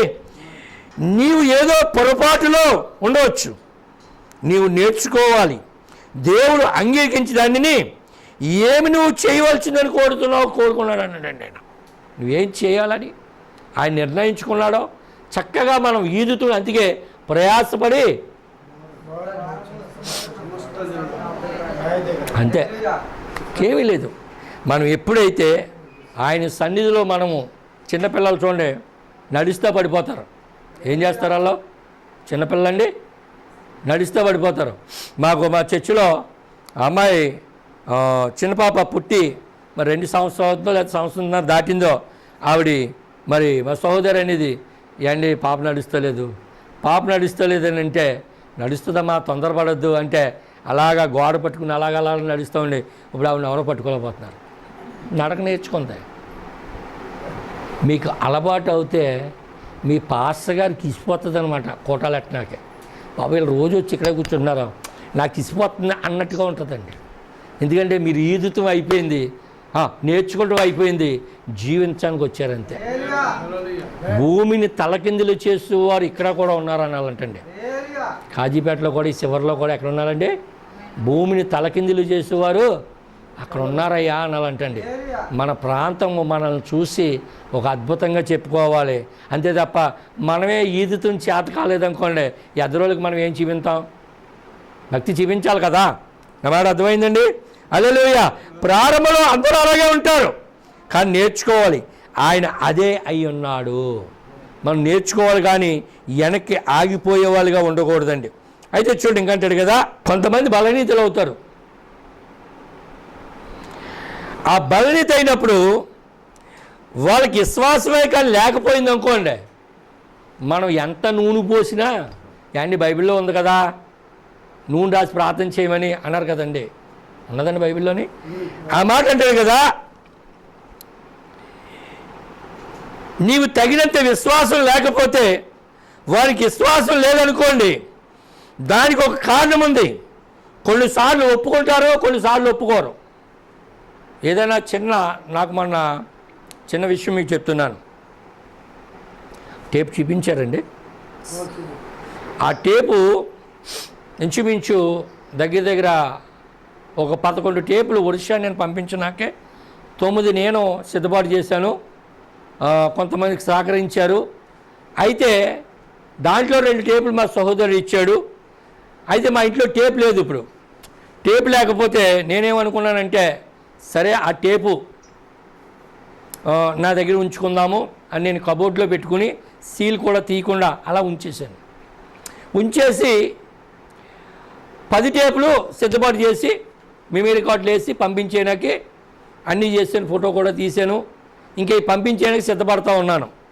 నా భార్య అప్పటికప్పుడు బాగానే ఉంది, చక్కగా ఉంది. అంటే ఒప్పుకోకపోవటం అంటే చెప్తున్నానండి, స్వస్థత జరగకపోవడం అంటే చెప్తున్నాను. నా మాట అర్థమైందండి? నిద్ర వాళ్ళు ఇక్కడ ఉన్నారా? కొంతమంది కూడా నిద్ర అవుతారండి. ఎందుకంటే వాళ్ళ ఇంటికాడ నిద్ర రాదు, పాపం ఇక్కడే నిద్ర వస్తుంది. ఇంటికాడ నిద్ర రానాకేమో నిద్రపోదామంటే ఇంట్లో అన్నీ గ్యాప్ మొత్తం ఉంటాయి. ఆ అప్పులు గ్యాప్ మొత్తాయి, ఈ అప్పులు గ్యాప్ మొత్తాయి, పొద్దుటెళ్ళి ఏ పని చేయాలని గ్యాప్ వస్తుంది, పొద్దుటితో ఎవరు మాట్లాడాలని గ్యాప్ వస్తుంది. ఇవన్నీ గ్యాప్ వచ్చి నిద్ర రాకుండా మొత్తానికి ఏమైపోతుందంటే బీపీ డౌన్ అన్న అయిపోతుంది, బీపీ రేజ్ అన్న అయిపోతుంది. ఎవరు ఆలోచించమనండి ఇదంతా? ఇక్కడికి వచ్చి వాక్యం విను, ఇక్కడికి వచ్చి నిద్ర నాకు ఎట్టిది ఏమన్నానే, నిద్ర ఇల్లులు మీకు ఉన్నాయి కదా, ఇక్కడ ఎందుకు నిద్రపోతామని అడుగుతాడు అన్నాడండి. కొరింథీ పత్రికలో ఉందా? ఇక్కడికి వచ్చేనేమో దెయ్యం పడుకోబెడుతుంది, ఇంటికి వెళ్తేనేమో దెయ్యం మెలకుగా ఉండి అంటుంది. అలాగే మాకు చర్చి కట్టిన తర్వాత కొంత బడ్జెట్ అయిన తర్వాత ఒక 15 రోజులు నిద్రపోలేదండి. 3 గంటలు వేసేవాడిని, ప్రార్థన చేసేవాడిని, 5 దాకానే 5 అయిన తర్వాత లెక్కేసేవాడిని. ఇలాగా ఇదంతా 15 రోజులు లెక్కేసాను. 16 రోజులు కొలిదిరి కింద ఎక్కువగా ఆలోచిస్తాం వల్ల ఏమైనా పెరుగుతాం ఏంటి? ఏమైనా తక్కువ ఆలోచిస్తామైనా కింద అవుతుందా, లేదా తెలిపవుద్దా నలుపవుద్దా? నువ్వెందుకు ఆలోచనతో? అసలు నీకు సంబంధం ఏంటి? ఒక డ్రామా కింద ఉన్నావంతే, ఒక యాక్టర్ వల్ల ఉన్నావంతే, ఏం ఆలోచించవలసిన పని లేదంటే. సమస్తం ఎరిగిన వాడు ఆయన ఉన్నాడు. యథార్థతగా వెళ్ళిపోతే, పరిపూర్ణతగా వెళ్ళిపోతే, సమాధానంతో వెళ్ళిపోతే. ఏలేదయ్యా ఆ సమయంలో సరే అనే టేపులని సిద్ధపాటు చేశాను. నా భార్య వచ్చి అన్నది, అయ్యా పొద్దుటి తిన్నది అరగలేదు, ఏదో బాగోలేనట్టుంది, పడుకుంటానే అన్నది. దెబ్బతోటి భయం వేసింది నాకు. ఈవిడ పడుకుందంటే ఆ టైంలో నేను హాస్పిటల్ తీసుకెళ్ళాలంటే అసలు ఏం జరిగింది అని ఆలోచించానండి నేను. మనం ఆలోచిస్తామా? పాస్టర్ గారు ఈ సమస్య వస్తుందంటే మా పిల్లల వలన వచ్చిందండి, లేకపోతే ఈ సమస్య వస్తుందంటే నా భార్య వలన వచ్చిందండి, ఈ సమస్య వస్తుందంటే నా భర్త వలన వచ్చిందండి. నో, ఎవరు తరం కూడా కాదు నీ దగ్గర శ్రమ రావాలంటే. నువ్వు ఏదో చేసో దాన్ని ఒప్పుకో, అంతే. దాన్ని తీర్మానం తీర్చుకో, దాన్ని ఏమైనా చేయగలరు దేవుడు. హల్లెలూయా. యోబు దగ్గర రాబోనాడికి ఏమన్నదే, నువ్వు కంచి వేసావు కాబట్టి అన్నదండి. మాట అర్థమైందా? కంచి తీసి దాడి చేస్తా అన్నదండి. ఇప్పుడు ఈ రోజునాడు మనం కంచి ఒకసారి తీసి దాటేస్తాం మనం. అప్పుడు అనుకున్నాను, ప్రభువా ఈ టేపు నా ఇంట్లో ఉండకపోయినా పర్లేదు, ఈ టేపు వెంటనే ఇచ్చేస్తాను నాయన అనేసి వెంటనే టేపు తీసి ఈ టేపుల్లో కలిపేసాను. అంతే. కలిపేసిన తర్వాత ఒక అరగంట పోసి తాపీగా వచ్చిందండి ఆవిడ. ఇలాగా ఏమ్మా ఎలాగుందని అడిగాను నేను. బాగానే ఉందే అన్నది. ఎవరు ఒప్పుకోళ్ళ మీద స్వస్థత జరిగిందండి? వాడు అర్థమైందా? మనం ఒప్పుకుంటామా? ఇక్కడ అంటున్నా చూడండి, ఒప్పుకొని పాపం వలన అలాగ జరుగును. ఒప్పుకోకపోతే నీవు ఒక వ్యక్తి మీద గ్యాలలో నూనె పోసిన, గొంతుకు పోయి అరిసిన జరగ కార్యాలు. అంతేండి. ప్రవక్త ప్రార్థన చేస్తుంటే ఏమన్నాడు దేవుడు? ఏమన్నాడండి? చేతి అన్నాడు. అంతే. నువ్వు అర్హుడు కాదన్నాడు. ఎందుకు చేతి ఇమ్మన్నాడు? చిన్న అబద్ధం ఆడాడండి. సపోజ్ ఉదాహరణకి బ్రదరు ఈ కడుతున్నారు కదా, దాని మీద ఏదో ఐరన్ తెచ్చి ఏదో తెచ్చారు, వాళ్ళు ఫోన్ చేశారు. ఆ ఫోన్ నెంబర్ చూసి ఇది ఆయనే ఫోన్ చేస్తున్నాడు, నేను లేడని చెప్పి వెళ్ళిపోమన్నాడు అనుకోండి. ప్రవక్త అదే చేశాడు. ఆ ఫోన్ నెంబర్ చూశాడు, ఈ సమాధానం చెప్పాలి, నేను లేనని చెప్పా అనేసి ఈయన వెళ్ళిపోయాడు. తర్వాత జోసెఫ్ మళ్ళీ అదే అంటాడు, డాడీ నువ్వు లేవని చెప్పనా అంటాడు. వెంటనే వెళ్ళిపోతాడు, బెత్తరపోతాడండి. చిన్న అబద్ధం కూడా తట్టుకోలేడు దేవుడు. మన అర్థమైందండి. నిజాయితీ అయిన భార్య, నిజాయితీ అయిన భర్త, వాళ్ళిద్దరి మధ్యన ఎలా ఉంటుందంటే సున్నితంగా ఉంటుందండి. చాలా సున్నితంగా ఉంటుంది. వాళ్ళ మధ్యన చిన్నది వచ్చిందనుకోండి, ఒకరు తట్టుకోలేరు అసలు. మన దేవుడు అలాంటి వాడండి. మనం అటువంటి వాళ్ళే ప్రియమైన బిడ్డలారా. మన లోపల ఏ తేడా ఉండకూడదండి. ఆయన పరిపూర్ణుడు, మీరు పరిపూర్ణులై ఉండండి అంటున్నాడండి. చూడండి, ఏ మాత్రం కూడా అలా స్వస్థత జరగాలంటే ఎంత అరిసినా సరే ఆ దెయ్యం అంటది ఏం పర్లేదు, నువ్వు అరువు, ఎంత గట్టిగా అరిసినా పర్లేదు, ఏ లోపల నేను ఉన్ననాకే నా ఇల్లుది, నాకు అవకాశం ఇచ్చారు. నా మాట అర్థమైందండి. ఎవరు అవకాశం ఇచ్చారంట? ప్రవక్త ఒకసారి ప్రార్థన చేస్తాడండి. ప్రార్థన చేస్తే ఆవిడ బ్రతుకుతుంది, స్వస్థపడుతుంది. తర్వాత బిడ్డ పుట్టిందో సరిపోతుంది. ప్రవక్త దేవుడిని అడుగుతాడు ప్రవక్త, ఏంటి ఆయన ప్రార్థన చేస్తే ఇలా జరిగింది ఏంటంటే, దేవుడు బయలుపరిచిన తర్వాత ఆమె తల్లి దగ్గరికి వెళ్ళి అడుగుతాడు, ఈవిడ ఎప్పుడైనా చనిపోయిందా బ్రతికిందా అంటే, ఒకసారి సముద్రం ఒడ్డుకి వెళ్ళినప్పుడు నీళ్లు తాగి చనిపోతున్న పరిస్థితిలో తను ఒప్పుకుందంట. ఏంటో తెలుసా ప్రభువా, నాకు ఇంకా తీర్మానం జరగలేదు, నేను తీర్మానం తీర్చుకుంటాను నాయన, నాకు అవకాశం దయచే. నా మాట అర్థమైందండి. ఆరోగ్యం ఇచ్చాడండి. ఈ రోజున నీ తీర్మానం మీదే నీకు స్వస్థత ఆధారపడి ఉంది. నీ తీర్మానం మీదే నీ కుటుంబం ఆధారపడి ఉంది. నీ తీర్మానాన్ని బట్టే నీ ప్రాంతం కూడా ఆధారపడి ఉంది. హల్లెలూయా. ఎందుకంటే దేవుని సన్నిధిలో మనం ఏం చేయాలి? చాలా జాగ్రత్తగా ఉండాలి. అసలు ఏమాత్రం కూడా దెయ్యం కదిలించబడలేదు, ఒప్పుకోవాలి. దాన్ని ఒప్పుకోవడము, వివేచన చెప్పము, వెళ్ళి దాన్ని సరి చేసుకో అన్నాడండి. ఏం చేయాలంటండి? సంఘంలో ఒకరి మీద ఒకరు భేదాలు కలిగి ఉంటారు, ఒకరి మీద ఒకరు విభేదాలు కలిగి ఉంటారు, అవసరం పాస్టర్ మీద భేదం కలిగి ఉంటారు, లేకపోతే సిస్టర్ మీద పాస్టర్ మీద, లేకపోతే ఆవిడ మీద భేదం కలిగి ఉంటారు. అండ్ ఒకరిని ఎలా చూస్తారు, ఒకరిని ఎలా చూస్తారు. ఇది ఏమన్నా శరీర ప్రేమ ఏంటి, ఏమన్నా సోనాకే. మాట అర్థమైందండి. నేనైతే ఒకసారి బ్రదర్ నేను ఏమంటే, టీ కూడా వద్దు పొమ్మని అంటాను నేను. అసలు ఏమవుతా అంటాను నేను. ఆవిడ అలాగేలా చూసి జాగి టీ పట్టుకొచ్చి యువతల పక్క నుంచి ఎత్తుంది. యువతన్నారు, ఎందుకంటే వాళ్ళ క్రమం లేదు, పాడు లేదు, ఏదో టైంకి వస్తున్నారు, ఏదో టైంకి వెళ్తున్నారు, ఎందుకు వాళ్ళకి టైం లేదని అని అనుకుంటే మా సహోదరుడు ఒక ఆయన అంటాడు, అన్నయ్య గారు మీరు ఒక 2 వారాలే ఉంటారు అంత ఖచ్చితంగా, తర్వాత మీ అంత ప్రేమ అవ్వకుండదు అంటాడు. ఎందుకంటే ప్రేమ వెళ్ళారా, మా బంధువుల కన్నా, మా స్నేహితుల కన్నా, మా రక్త సంబంధుల కన్నా మీరే మాకు అవయోగాలు అయ్యి ఉన్నారు. మేము ఎవరికి పరిచయం చేస్తున్నామండి? మా అవయోగాలకే పరిచయం చేస్తున్నాం మేము. మాట అర్థమైందా? ఏమంటే మీరు ఒకరికొకరు అవయోగాలు అయ్యి ఉన్నారు అన్నాడండి. ఇప్పుడు మీరెవరు అయ్యి ఉన్నారు? ఎక్కడో మీ రక్త సంబంధాలు అన్నదమ్ములు కాదండి, మీ రక్త సంబంధాలు అక్కచెల్లెలు కాదండి, మీ పెంచి పోషించిన తల్లిదండ్రులు కాదు. ఇక్కడే అన్నదమ్ములను, ఇక్కడే అన్నసల్లులను. రేపొద్దున ఇక్కడ బట్టే తీర్పు వెళ్తుంది అక్కడికి. హల్లెలూయా. ఇక్కడ నువ్వేమై ఉన్నావంటే సహోదరుడు అయి ఉన్నావు, సహోదరి అయి ఉన్నావు. ఇక్కడ భేదం అనేది అసలు ఉండకూడదు. నువ్వు భేదం పడ్డావు అని అంటే ఎవరో బలనిత్తం వస్తారు ఇక్కడికి. ఇక్కడ సంఘం ఉంది, మంచిగా ప్రార్థన చేసుకుంటే దేవుడు కార్యం చేస్తాడని వాళ్ళు విశ్వాసంతో వస్తే నువ్వు ఇక్కడ ఎలాగున్నావు? ప్రవక్త సంఘము దాని స్థితి అనే వర్తమానం అంటాడు వగరబోతులాగా ఉన్నావన్నాడండి. మరి ఇంగ్లీష్లో ఎలా ఉందో తెలియదు, కానీ తెలుగులో అలా తర్జుమా చేశారు. అంటే నువ్వు కోపస్తుడిగా ఉన్నావు, నీ వలన స్వస్థత కూడా జరగదు అన్నాడండి. ఏం జరగదంటండి? ఎవరు ఆటంకపరిచేది స్వస్థత? చెప్పండి, మనమేనా? ఇప్పుడు అక్కడ స్వస్థపడితే ఎవరికి? మనకైనా గౌరవం. నలుగురు ఏమని చెప్పుకుంటారండి బయట? పలానా సంఘానికి వెళ్ళామండి, ఆ సేవకుడు ప్రార్థన చేశారు, సంఘం అంతా ప్రార్థన చేశారు, ప్రార్థన చేస్తే మేలు జరిగిందని మీరు రోడ్డానికి వెళ్తుంటే మిమ్మల్ని గౌరవిస్తారండి వాళ్ళు. మీరు ఆ కోణానికి వెళ్లకుండా అపవాదం ఏం చేస్తుంది? లాగేస్తూ ఉంది. హల్లెలూయా. దేవుని చెల్లిలో ప్రియమే వెళ్ళారా? మన లోపల మాధుర్యమైన ప్రేమే ఉండాలి, కానీ ఏమాత్రం ఇది ఉండకూడదు. అందుకే అన్నాడు అక్కడ ఏమన్నాడంటే సరి చేసుకోమను. ఏం చేసుకోవాలి? మనం సరి చేసుకోవాలి. మనం భూమి మీదకి వచ్చిందే పరిచయం చేయనాకండి. మన ప్రవక్త ఏమన్నాడు చెప్పండి ఒక మాట. నేను అవసరం అయితే డోర్ మ్యాటీ దగ్గర ఉంటాను అన్నాడండి. అంటే మన ప్రవక్త కన్నా గొప్పలువా మనం? మన ప్రవక్త ఎంత తగ్గించుకుని ఉన్నాడు ప్రేమేమి ఎట్లారా? ఈరోజు నాడు మనం హెచ్చించుకునేది ఏముంది? అసలనే హెచ్చించుకునేది ఏమన్నా ఉంటే ఆయన నామమే. ఇప్పుడు నేను ఇక్కడికి వచ్చాను, నేనేదో పెద్ద సేవకుడిగా పెద్ద ఇదిగా అసలు వద్దన్నాను నేను. అయితే ఈయన మరో భేదం కలుగుతాడేమో, అక్కడ విజయపేట గారి దగ్గరికి వెళ్ళి నా దగ్గర రావట్లేదు, ఆయన ఏమైనా చెప్పారేమో, లేదా ఈయన ఆగిపోయారేమో అని ఈ ప్రాబ్లం వస్తుందేమో అని నేనేం చేశానంటే సరే వస్తానన్నాను. తర్వాత పండగలో వచ్చే వేరే దైవజనులు కూడా రావచ్చు. హల్లెలూయా. ఎందుకంటే నేను నిలబడి మాట్లాడాలని ఎన్నడూ కూడా అనుకోను. అయితే ఇక్కడ ఈ పరిచర్య కూడా నాదే.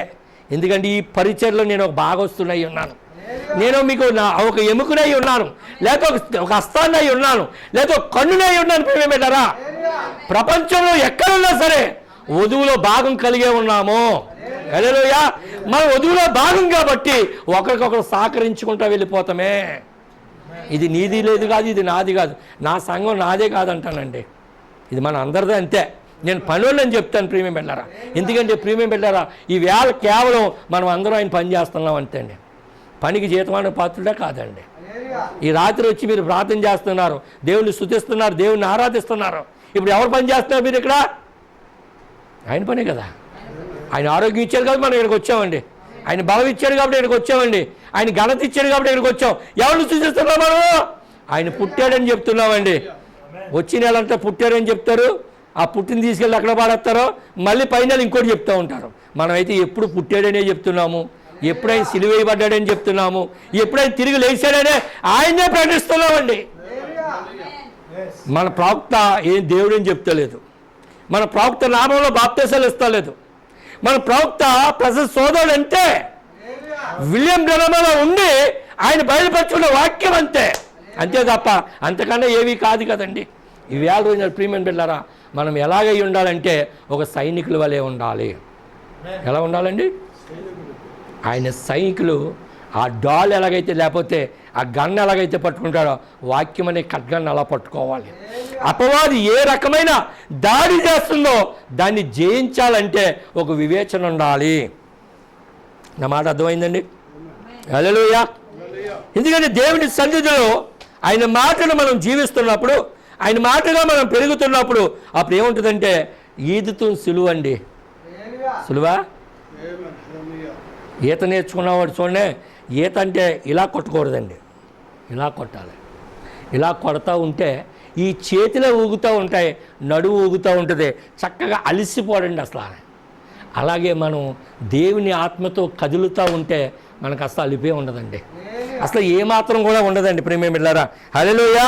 ఎందుకంటే ఒక మాట చెప్తున్నాను చూడండి, నోవహు కాలంలో ప్రజలు నోవహు మాటల గురించి ఏమాత్రం చెవి పెట్టలేదు, కానీ వారు నోవహు చెప్తున్నప్పుడు వారికి ఎలా ఉన్నదని అంటే, ఏదో చెప్తున్నాడులే ముసలోడు చక్కగా చెప్తున్నాడు కాబట్టి ఆ మాటలు మీరు వినొద్దు. కానీ ఒక దినానికి అతను చెప్పిన మాటలే కట్టి మునిగిపోతే ఏం పర్లేదు, నుచ్చినట్టుకుని వెళ్ళిపోదాం, ఆయన మంచివాడే కాబట్టి ఆ వాడ తలుపు తీసేస్తాడు అనేసి అన్నారంట ప్రజలు.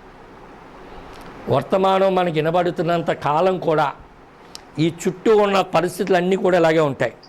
నోవహు కాలంలో మన ప్రవక్త వచ్చిన తర్వాత బైబిల్లో ఒక వ్యక్తి ధనవంతుడు ఉన్నాడు కదండి, ధనవంతుడు పాతాళంలో బాధపడుతున్నాడు కదా. ఆ ధనవంతుడు బైబిల్లో ఇంకొక ఉన్నాడంటారా లేకపోతే వేరంటారా? ఉన్నాడు కదా, యవనస్తుడైన ధనవంతుడే కదా అయ్యా. అయితే మొన్న సంఘశాఖలో ఉన్న సహోదరుడు మా ఊళ్ళోపల మంచి పండగ కింద ఉంటుందండి, అక్కడ దాక్షారం అని అంటే దక్షిణ కాశీ అంటారు. అప్పుడు ఆయన బయట ఉన్న డెనామినేషన్ సేవకుడు చెప్తూ ఉంటే అతను మెసేజ్ చెప్పాడంట. ఆ మెసేజ్ చెప్పినప్పుడు నేను అన్నాను, అసలు ఈ ధనవంతుడు ఎవరయ్యా చనిపోయినాడు అనేసి అడిగాను నేను. ఎప్పుడు కూడా దేవుడు తన ప్రజల గురించే మాట్లాడతాడు తప్ప బయట వాళ్ళ గురించి మాట్లాడండి. సంగములతో ఆత్మ చెప్తున్న మాట అంతే, ఆయన ప్రజలతో చెప్తాడు, బయట ఉన్న వాళ్ళతో ఎవరు చెప్తాడండి? గురుగులతో చెప్తాడా? గోధులకే కోసమే కదా, గోధులకు నీళ్ళు పోతుంటే గురుగులు కూడా తాగుతున్నాయి, సంతోషించి ఆనందిస్తున్నాయి. అయితే గురువులు ఏమనుకుంటాయంటే, మా వాళ్ళనే ఇదంతా బతుకుతున్నాడు అంటారు. కానీ ఒక దినానికి రాబోతుంది, ముందే సమకూర్చుకుంటున్నాడు గోధుమలు అన్నిటిని. ఇప్పుడు ఈ 4 గోళ్ళ మధ్యన ఎవరిని సమకూర్చుకుంటున్నాడండి? గోధుమలే సమకూర్చుకుంటున్నాడు.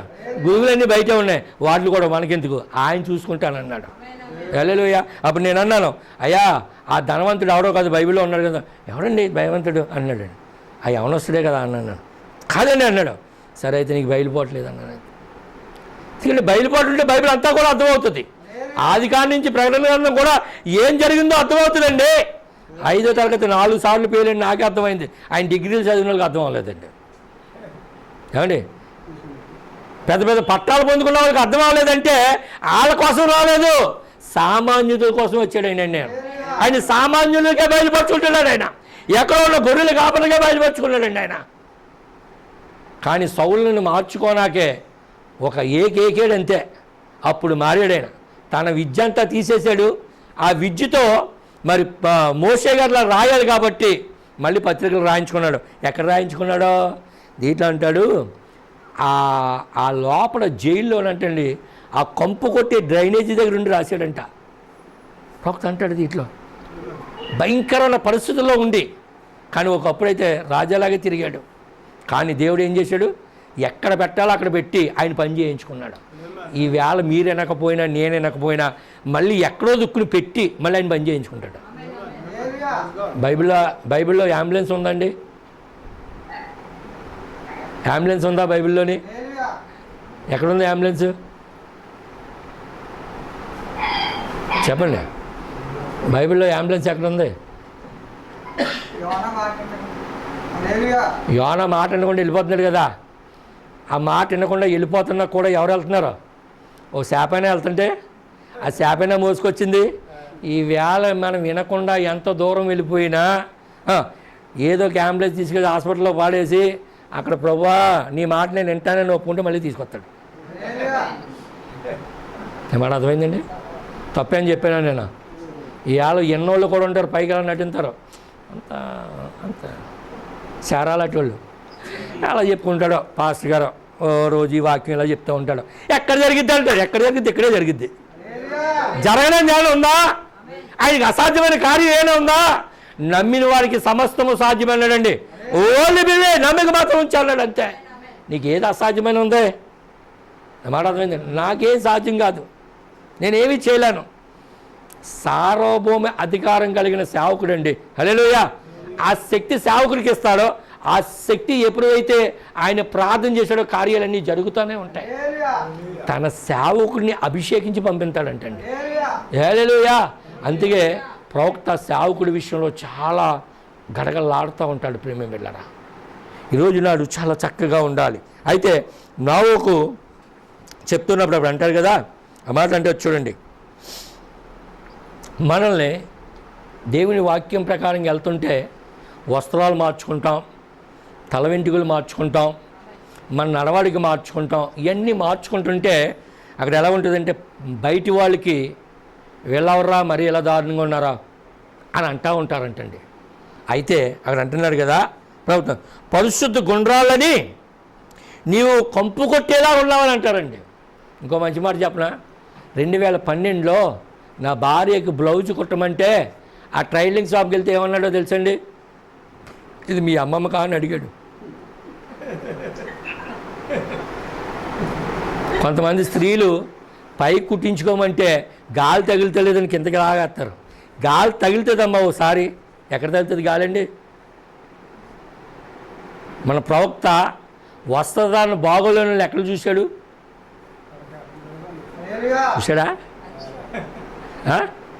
ఇప్పుడు మీకు ఎందుకు భారమా ఏంటి? ఎన్నిసార్లు దాన్ని మార్చుకోవాలి? ఒక్కసారి మామూలుగా ఈయనొక్క కుట్టించుకోండి అంతే. దానికి హిందువులు కుట్టించుకుంటున్నారండి, శరీరం కనిపించుకోకుండానే. ఇంకా ఎన్నిసార్లు మనం ఇలా చూసుకోవాలి? ప్రవక్త చాలాసార్లు చెప్పాడు. మీరు అన్నాడు, నా సహోదరి మిమ్మల్ని నరకంలో ఉండటం నాకు ఇష్టం లేదు, మీరు దేవుని రాజ్యంలో ఉండటమే నాకు ఇష్టం అంటాడండి. మీరు ఎక్కడికైనా పోండి కానీ పాతాళం పోవద్దు అన్నాడండి. మీరు దేనైనా పోగొట్టుకోండి భూమి మీద, పరలోక రాజ్యం పోగొట్టుకోవద్దు అన్నాడండి. ఎందుకంటే ఏంటంటే ప్రియమైన పిల్లరా, ఈ రోజు నాడు మనల్ని అందరిని ఏమంటారో దీంట్లో ముసలోళ్ళ కుట్టించుకుంటున్నారల్లో. హల్లెలూయా. ఇప్పుడు మాకు ఉన్నదనుకోండి టైట్ ప్యాంట్లు చేసుకుని, లేకపోతే జీన్ ప్యాంట్లు వేసుకుని, ఇవన్నీ జీన్ ప్యాంట్ అంటేనే వాడినాను నేను. టీ షర్ట్ వేసుకుని ఆరాధనకు రాకూడదు తెలుసండి. నా మాట అర్థమైందా? క్షమించండి నన్ను, ప్రవక్త అంటున్నాడు టీ షర్ట్ వేసుకుని ఆరాధనకే రాకూడదంట. మీరు చూసారో లేదో, కొంతమంది సేవకులు టీ షర్ట్ వేసుకుని ఆరాధన చేస్తే వెంటనే వాయిస్ మెసేజ్ పెట్టాను, ఓవర్ యూ, నువ్వు ఎవరిని ఆరాధిస్తున్నావు, టీ షర్ట్ వేసుకుని ఆరాధించుకుని వెంటనే మార్చేయరు అంతే. ఇంగ్లీష్ తెలియక కొంతమంది నాకు ఉన్నారు, ఇంగ్లీష్ కూడా నాకు వచ్చుంటే వాళ్ళు కూడా చెప్తున్నాండి, ఏ ఆడవాళ్ళకైనా అది ఉంటే మగోడికి లేదా? మీరు యాజకు సమూహంగా పిలిచాడు అన్నాడండి. వాళ్ళ వస్త్రధారణ ఎలాగుందండి, వాళ్ళ నడవడికి ఎలాగుందండి, వాళ్ళ పద్ధతి ఎలాగుందండి? ప్రేమ బిడ్డారా, ఈ రోజు నాడు మన పద్ధతి ఎప్పుడైతే మారుతుందో మనం సువార్త చెప్పక్కర్లేదండి, మనం నడుస్తుంది చూస్తేనే వాళ్ళు మారుకుంటూ వస్తారు. మీరేం చెప్పక్కర్లేదు అసలు. మీ వస్త్రధారణ బట్టే, మీ మాట తీరుని బట్టే, మీ ప్రవక్తను బట్టే దేవుడు రంగం ఎత్తికి ఎవరినైనా ఆకర్షిస్తాడండి. చెప్పే కాలమా జీవించే కాలం అండి ఇది. సువార్తకు తగ్గట్టు నీ జీవితం ఉండాలన్నాడు అంతే ప్రవక్త. అపోస్తలుడు పౌలు అన్నాడు, మీరే నా పత్రికలు అన్నాడండి. ఈవేళ ఎవరి పత్రికలు? లేకపోతే ఇప్పుడు ఈ వర్తమానం ఎవరిదండి? మందే కదా. ఈ వర్తమానం ప్రకారంగా జీవిస్తే చాలంతే. నీ నీడ పడితే బాగుపడే వాళ్ళు ఉన్నారండి. ఆయన వదిలేస్తాడా నిన్ను? నువ్వు ఎన్నాలో నేను మారనండి, నేను ఇలా ఉండు, ఏం పర్లేదు, ఎప్పుడో పెడతాడు ఆయన. పెడతాడా? నా జీవితంలో అసలు దేవుణ్ణే తెలుసుకోను నేను, అసలు జీవితంలో వర్తమానాన్ని అంగీకరించను నేను. అలా పోతున్నప్పుడు పూర్తిగా ఒక ఇంచుమించు 4 hours అండి బోకర్లుగా పడుకుని శ్వాస కూడా ఆడకుండా ఉన్నాను నైటు. అప్పటి నుంచి నేను అనుకుంటాను, ప్రభువా నాలో ఏదైనా పొరపాటు ఉంటే నాకు బయలుపరిస్తే నేను వెంటనే మారుతానండి. అందుకే టేప్ విషయంలో కూడా చిన్న విషయం అండి, అది నా ఇంట్లో అవసరం కానీ అది ఎవరికో వెళ్ళిపోవాలి, వాళ్ళు వినాలి. నేను ఉంచుకొని వెంటనే నా భార్యకి ఎప్పుడైతే బలనీతి కలిగిందో నేను ఒప్పుకున్నాను. ప్రేమ బిడ్డలారా, ఈరోజు నాడు సేవకుడు ఒకటి, విశ్వాసం ఒకటి, డీకెన్స్ ఒకటి, లేదా సంఘ పెద్దలు ఒకటి కాదు, ఎవరైనా పరిపూర్ణతగా ఉండవలసిందే అండి. ప్రవక్త తప్పు చేస్తే వదిలేడా? నా మాట అర్థమైందండి. సంగమా, ఈరోజు నాడు చాలా జాగ్రత్తగా ఉండవలసిన విషయాలు ఉన్నాయి. హల్లెలూయా. అయితే ఆయన 120 సంవత్సరాలు ప్రకటించాడు, కానీ వారందరూ కూడా ఆ రోజు నాడు నమ్మలేదు ప్రియమే వెళ్ళారా. అయితే నమ్మకపోవటం వల్ల ఏం జరిగిందో తెలుసండి. ఆయన అనుకున్నారు కదా ఇదంతా జలప్రలయం వచ్చేసి మునిగిపోతున్నప్పుడు పెద్ద నుచ్చినోటి పట్టు అన్నాడండి, పెద్ద నుచ్చినోటి పట్టుకెళ్ళి ఆ గోడకి వేద్దాము, ఆ వాడికి వేద్దాము. ఆ తలుపు దగ్గర ఏమోడికి నా ఒక తాత తలుపు తీ అంటే ఆయన ప్రేమ కలిగిన వాడంటండి. ఈవేళ రావటం మానేసిన పాస్టర్గా చాలామంది విశ్వాసులు పర్లేదు ఆదివారానికి వెళ్ళి ఆరాధన చేసుకుందాం అంటే ఈ రాత్రికాల సమయంలో నీ సేవకుడు ర్యాప్చర్ అవుతాయి పరిస్థితి. ఎంత మంచివాడైతే తలుపేసేది ఎవరండి? తలుపు మూసివాడు ఎవరండి? సువార్తను మూసివాడు ఎవరండి? సమయం ఉంది వచ్చి పాకులాడంతే. సమయం వచ్చింది పాకులాడు దేవుని సల్లో ఎదిగంతే. రేపు దినంలో నువ్వు మాట్లాడితే సృష్టించబడాలండి. ఉడతలు లేని సమయంలో బొడ్డు లేని ఉడతలు సృష్టించాడండి మన దేవుడు. అబ్రాహాముకి గొర్రెని కావాలన్నప్పుడు ఆ గొర్రెకి బొడ్డు లేదన్నాడండి ఆ ప్రవక్త. ఈవేళ ప్రవక్త వాక్యం వింటున్నప్పుడు ఇంకా నిర్లక్ష్యం చేసి మనం ఇంకా అలాగుంటే సువార్త మన వల్లనే కుంటుపడిపోతూ ఉంది. ఈ రోజు నాడు నీ హస్తాలతో సేవకుడు హస్తాలను పెంచు పైకి. అప్పుడు ఏం చేస్తాడంటే దేవుడు నీ కుటుంబాన్ని ఆస్తోదంటాడు, సేవకుని బలపరుస్తాడు. ప్రేమిళ్ళరా, దుఃఖపడతా సేవకుడు సేవ చేయకూడదంట. అంతేనండి? మన అర్థమైందా? దుఃఖపడతా సేవ చేయకూడదు. సేవ గిన్నె తట్టి ఉండి సేవకుడు ముందుకు వెళ్తూ ఉంటే అద్భుతమైన కార్యాలు జరుగుతాయండి. హల్లెలూయా. అమ్మాయిలు వచ్చండి ఏమన్నాడంటే నా ఒక దయగలవాడే అతడు మనం లోపలికి రానివచ్చు. మీకు తెలుసా తలుపు మూసింది దేవుడే. చూడండి అన్నాడు కదా, దీనితో నాకే సంబంధం లేదు. సువార్త ఆగిపోయిందంటే మీ సేవకుడికి మీకే సంబంధం లేదు. ఇంకా ఆయన కృప ఉన్నంత కాలమే నువ్వు వెంబడించాలి. నువ్వు ఆయన హస్తాలు కానీ పెరగవలసిందే. ఎవరి మాట వినలేదు, నీ కాపుర మాటే వినాలని చెప్పాడు ప్రవక్త. హల్లెలూయా. ఎందుకంటే ఇంకో స్వరం కాదు, ఆయన స్వరంతోనే నువ్వు ఆ ర్యాప్చర్కి వెళ్ళాలి. నా మాట అర్థమైందండి? హల్లెలూయా. ఎందుకంటే దేవుని సన్నిధిలో ప్రియమిళ్ళరా, ఎప్పుడైతే మనం అలా ఉంటామో అన్నా కదా, మీ విశ్వాసాన్ని పాడు చేయడానికి అపవాది అనేక కార్యాలు చేస్తుందంట. ఇవన్నీ మనం చెప్పుకున్నాం. మరొకసారి మీకు చెప్తున్నాను చూడండి. మీ విశ్వాసాన్ని పాడు చేయటప్పుడు వాడు ప్రయత్నిస్తానే ఉంటాడు. అది ఏదో చేస్తూనే ఉంటాడు. కానీ వాటిలన్నిటి నుంచి కూడా మనం విడుదల పొందుకొని ఎప్పుడైతే దేవునిలో ఉంటామో అప్పుడు అంటాడు కదా, అద్భుతమైన కార్యాలు జరుగుతూ ఉంటాయి. హల్లెలూయా. ఎందుకని ప్రియమైన బిడ్డలారా, దేవుని సన్నిధిలో చాలా చక్కగా మనం ముందుకు సాగుతున్నప్పుడే దేవుడు ప్రతి క్షణం కూడా మనం బలపరిచేవాడై ఉన్నాడు. ఎందుకంటే వాక్యంతోనే మనం నిలబడాలి తప్ప మన జ్ఞానం ఏమాత్రం కూడా ఆలోచించకూడదు. ఇక్కడే ఉన్నారండి అందరూని. హల్లెలూయా. చూడండి, సాతాను ఎన్నిసార్లు మన మీదకి వాడు దాడి చేసినా నువ్వు వాక్యంతోనే నిలబడాలి. అక్కడ అంటున్నాడు చూడండి, ఆయన సాతాను యొక్క శక్తులు ఎన్నిసార్లు విరగొట్టాడో చెప్పనా, దేవుని వాక్యం వెనక బలము పొందుకున్న వ్యక్తి అన్నాడండి. అంటే ఎప్పుడైతే మనం వాక్యాన్ని పొందుకున్నామో, మనం బలంగా ఎప్పుడైతే నిలబడ్డామో ప్రతిసారి కూడా సాతానికి అపజయం మీకు విజయం అండి. ప్రవక్త అన్నాడు కదా, దెయ్యం అంట ప్రతి సంఘం మీదకి వెళ్ళి హ్యాపీగా పడుకుందంట. వచ్చి నెలంతా స్టార్లు పెట్టుకుని చేసుకుంటారు కదా, వాళ్ళని ఏమంతాం అస్సలు వాళ్ళు జోలికి వెళ్దాం హ్యాగపోయిగా పడుకుంటుందంట. మన దగ్గరికి రాబోడికి ప్రవక్త వర్తమానం అంటాం, లేకపోతే ప్రవక్త ఇలా చెప్పాడు అంటాం, లేకపోతే దేవుడు ఇది అంటాం, లేకపోతే ఇది తప్పు అంటాం, అది తప్పు అంటాం, రాబోయేది అంచుగ్రీస్తు కాపాడుతున్నాడు అంటాం. ఇవన్నీ చెప్తున్నప్పుడు మన దగ్గరికి వచ్చి నిలబడలేదండి అది. ఎందుకంటే వాక్యం అనే ఖడ్గంతో నువ్వు నడుగుతున్నావు, వాక్యం అనే ఖడ్గంతో నువ్వు నిలబడుతున్నావు. ప్రవక్త అదే చెప్తున్నాడు ఇక్కడ. ఆ మాటలు చూడబడికి ఏమన్నాడంటే, ఆయన యొక్క సాతాను యొక్క శక్తి ఎన్నిసార్లు విరగొట్టారో చూసారా.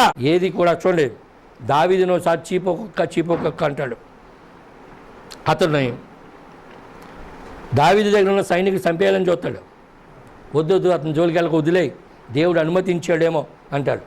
చూడండి, బైబిల్లో కూడా మాట ఉంటుంది, యుద్ధం చేసేవాడిని నువ్వు ఏమాత్రం కూడా యుద్ధం చేయొద్దు అంటాడు.